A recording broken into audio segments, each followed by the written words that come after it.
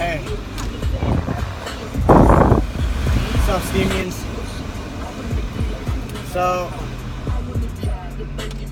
I mean, Steemit is crypto talk, so, because Steem is crypto. So, I guess my crypto talk classification for my chats with you guys isn't exactly, misclassified. But what a couple of us have been talking about in general chat is having an informational series, collaboratively putting out things about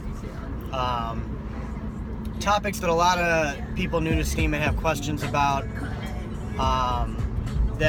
a lot of times things that people don't know about until we tell them. So it's not even questions they have because it's things they don't know. A lot of it in terms to voting, classifications of your class of user, and flagging, and what it does to your reputation. So Technos Girl, as well as Yassine, pretty sure Syra Grays,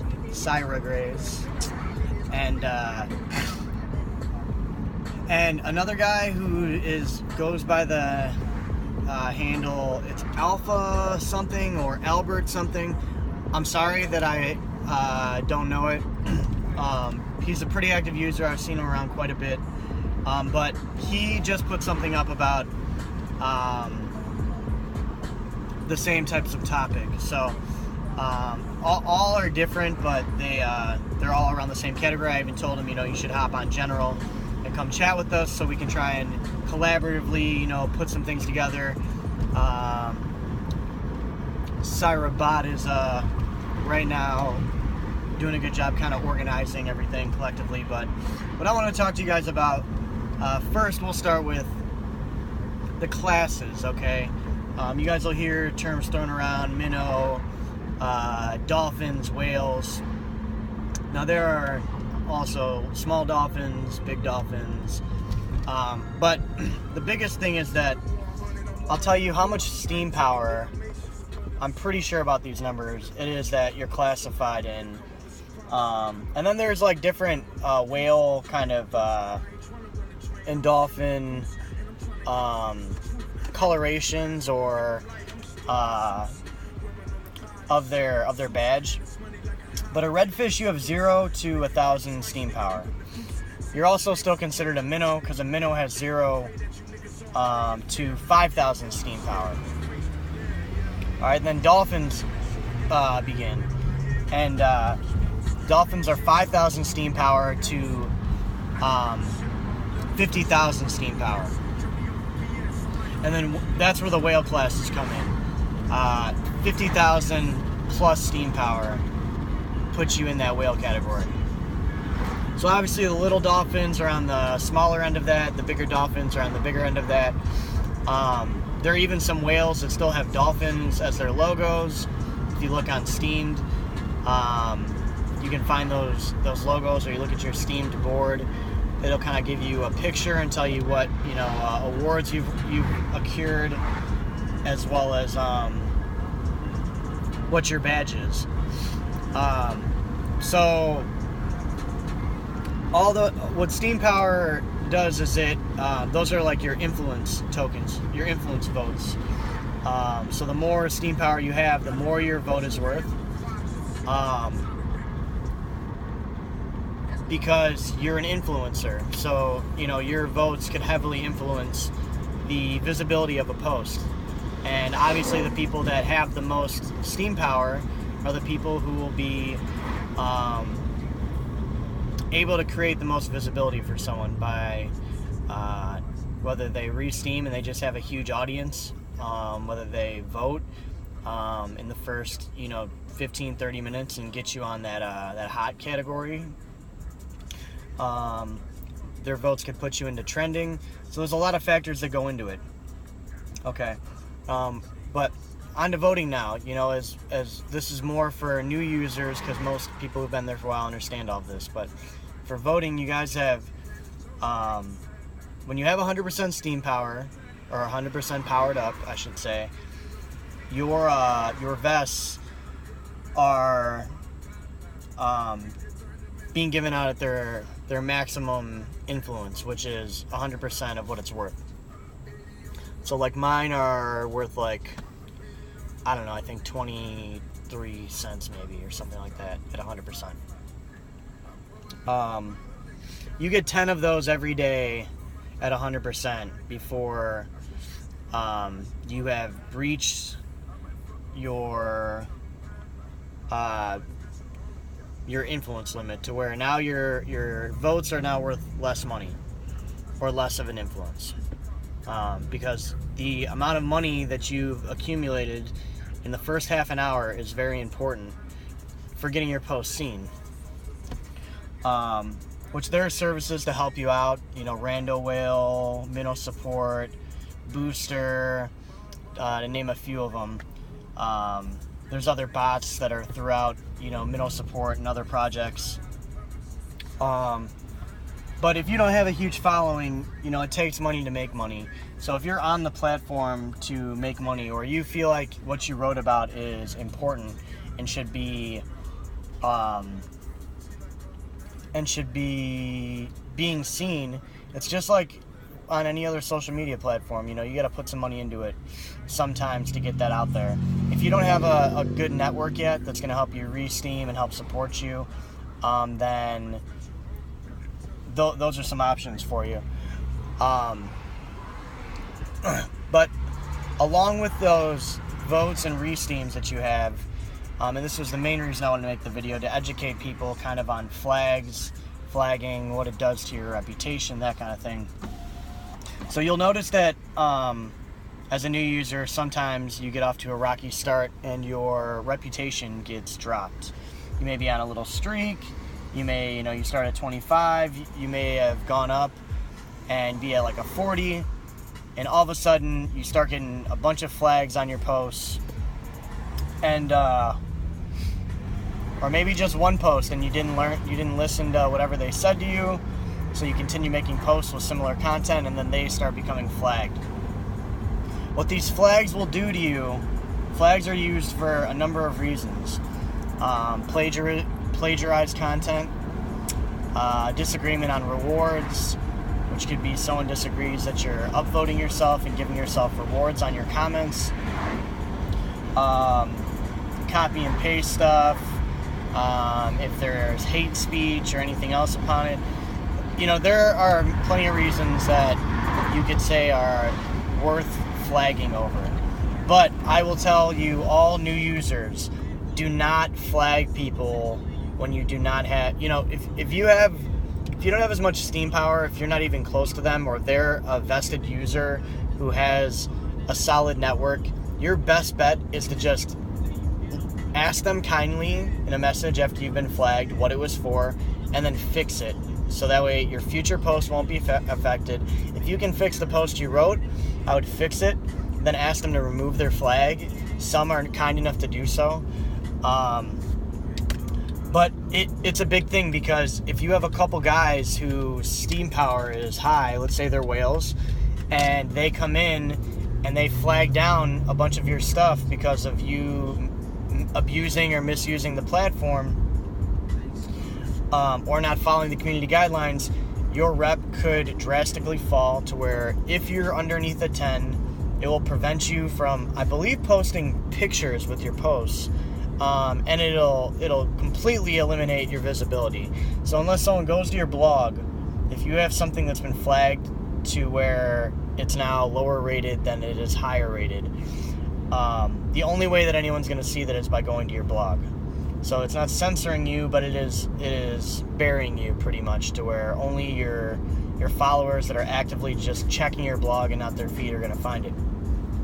And that causes frustration for a lot of new users, because they don't understand why or what they did. And the thing is that a lot of times it's explained to them. Like, someone will flag their post and then will write a comment saying, these pictures have been copy and pasted from Google without sourcing. Or please don't leave comments with links to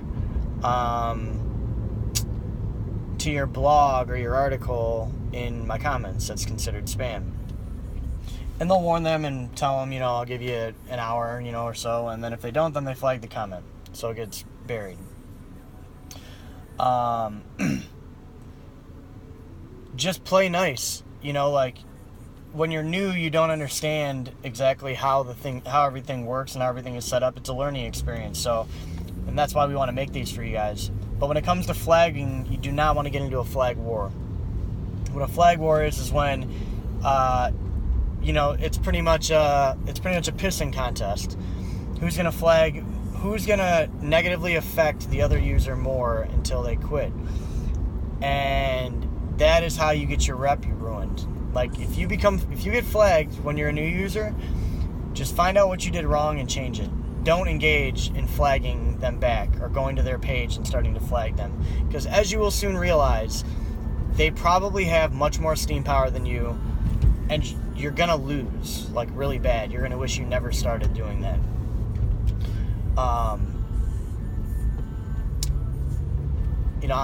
I've had this happen to myself earlier, and it was because I wrote about other people's issues they were having that I saw on Steemit. A group of whales didn't agree with it, so I began to blog about those whales. And then they daily just attacked me until I was unable to get visibility. So luckily, some other good whales and some other nice users helped me out. They said, hey, as long as you're putting out good content, we'll support you and help you try and get your rep back up. So I got a lot of help, building myself back up, and I've kind of learned to play the rules. Like certain things you do and certain things you don't do unless you have that clout. But all in all, I advise anyone to just be the bigger person and do not engage in a flag war. A troll will get tired, and they will stop eventually. They're looking for you to get itched. They're looking for you to try and respond. So just don't. All right, just if you do see something that's plagiarized, that's copy and pasted, that's spam, that's promoting a scam, just link drop it to Steam Cleaners. That keeps you out of it. That keeps you directly out of it. And that gives you the ability to still take action upon material that you feel should not be there.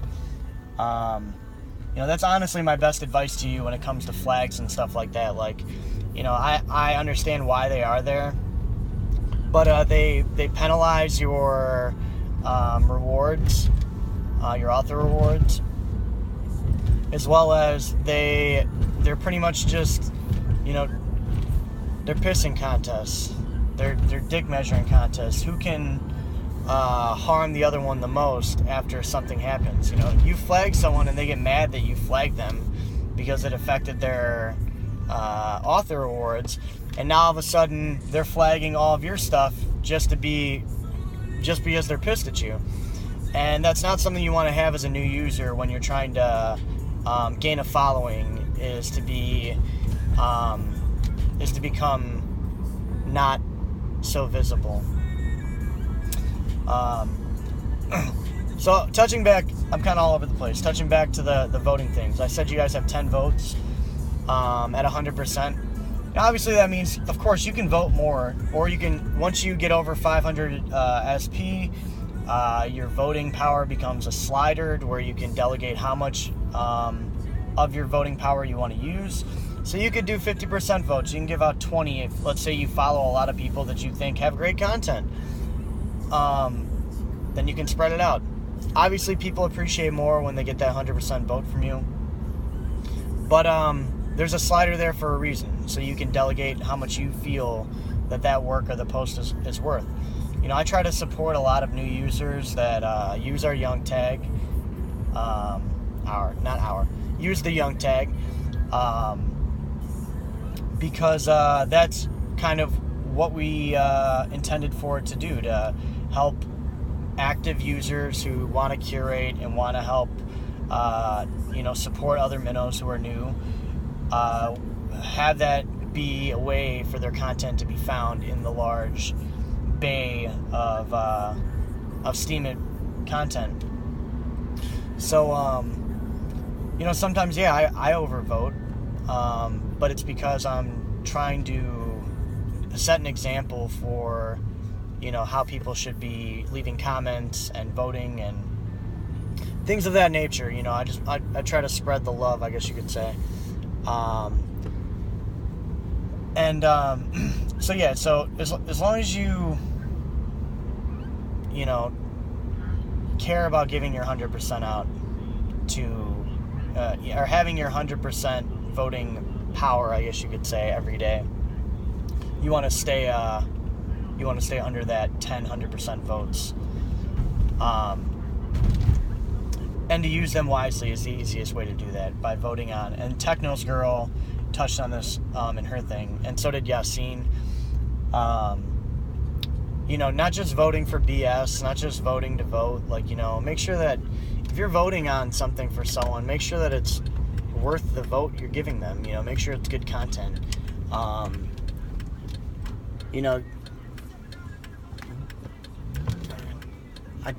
fucking idiot, dude.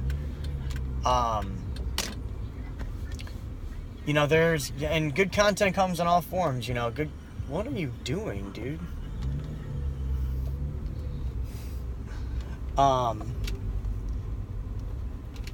There's things that I vote on that are crypto based. There are things that I vote on that are just satire, that I see that they put a lot of work into, or it's enjoyable to me. There's art that I vote on, photos that I vote on, all sorts of stuff. So your votes don't think that means if you blog about crypto, just vote on crypto. No, spread your votes out to quality content. It's as easy as that. The more support that you're giving, and the more people see your name on their votes list, the more comments that you're leaving and more curation you're doing, the more people are going to see that you're consistent, that you're active, and they're going to want to come check you out.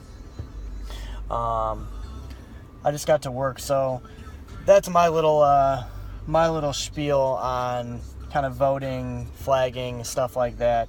We'll be making more of these. I'll be putting up a blog together too, but it's easier for me to make videos when I'm always on the go, and when I'm at home, I try to spend time with my family, my kids.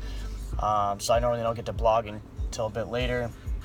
The vlogs I can do while I drive, and I do a lot of driving, so it makes it convenient for me because I can brainstorm and make notes of things I want to talk about during the day, and then when I get in my car to drive, I can actually relay that stuff to you guys. The other thing is, people think that it's easy, and I challenge anyone who does to take out their phone or take out their camera and try to just talk like you're talking to people, and how many times you're going to want to delete the video and restart.